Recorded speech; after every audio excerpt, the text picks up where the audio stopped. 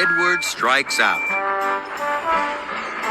All the engines of Sodor are very happy to work on Sir Topham Hatt's railway. Edward has worked on the railway the longest. He knows everyone, and everyone knows him. One summer morning, Edward arrived at the docks. He had to pick up some heavy pipes. Gordon and Thomas were already there. Thomas was very excited. A new crane had just arrived on the island. "He looks so strong," puffed Thomas. "I'm sure he could even lift you up, Gordon," he chuckled. Gordon didn't think this was funny, and Thomas chuffed away. "That crane might be big," Gordon sniffed, "but he has no engine. He can't move unless another engine pulls him." Edward looked at the crane. Gordon was right. "Then I don't think he can be really useful," chuffed Edward slowly. "Quite right, Edward," huffed Gordon. "He will only get in the way." Just then, Percy arrived. He was very excited to see the new crane, too. "He's not very useful," boomed Gordon. "He will only get in the way," echoed Edward. "New-fangled nonsense," wheezed Gordon, and he chuffed off. "What's a new-funneled nuisance, Edward?" peeped Percy. "New-fangled nonsense, Percy," puffed Edward as grandly as he could. "It's something that is new and not really useful."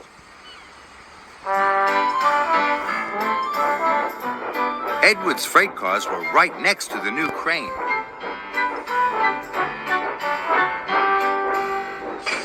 "My name's Rocky," the crane smiled at Edward. "I'm Edward," puffed Edward.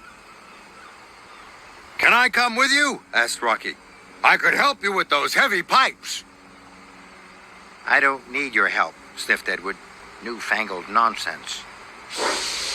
And he puffed off quickly, before the pipes had been properly tied down. Edward was approaching a signal.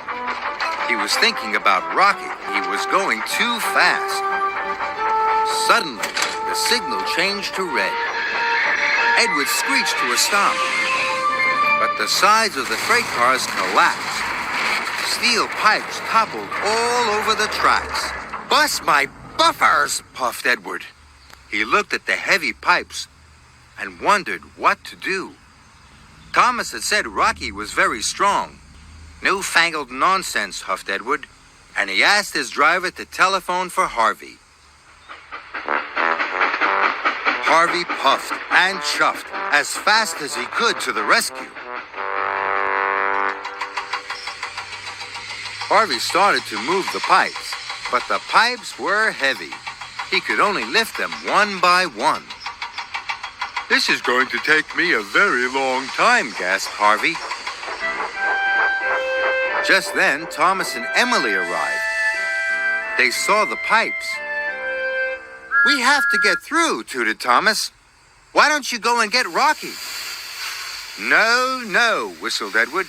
"Harvey is doing a fine job. We must be patient." "I don't like being patient," pouted Emily. "We have a very important job to do." Then they heard Gordon. He was going fast. Then there was trouble. Gordon hit the pipes with a loud crunch. He came off the tracks.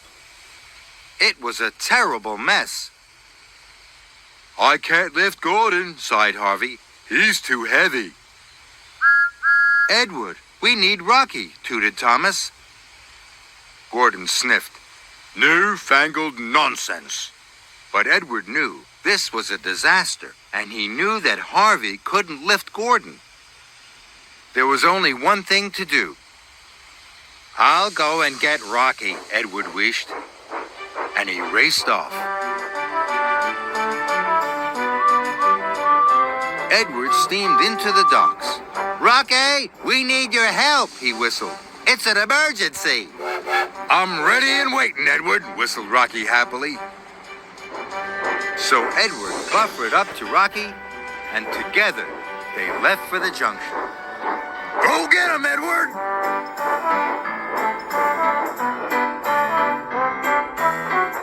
Edward pulled Rocky up hills and down valleys.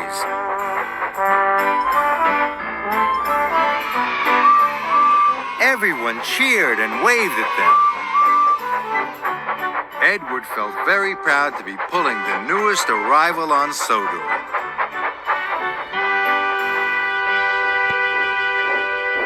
Edward soon pulled up with Rocky. I can fix this, Rocky smiled.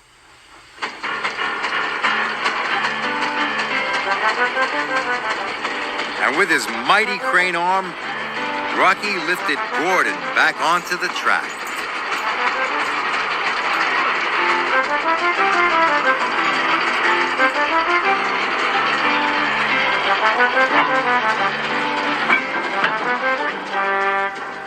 Gordon was surprised.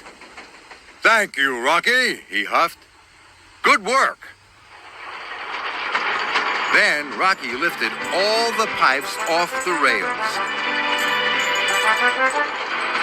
The job was done in no time. Gordon and Edward were very impressed. I was silly to think you were newfangled nonsense, wheezed Edward to Rocky. You might be new, but you're also really useful. Welcome to our island. And everyone tooted and cheered for Rocky.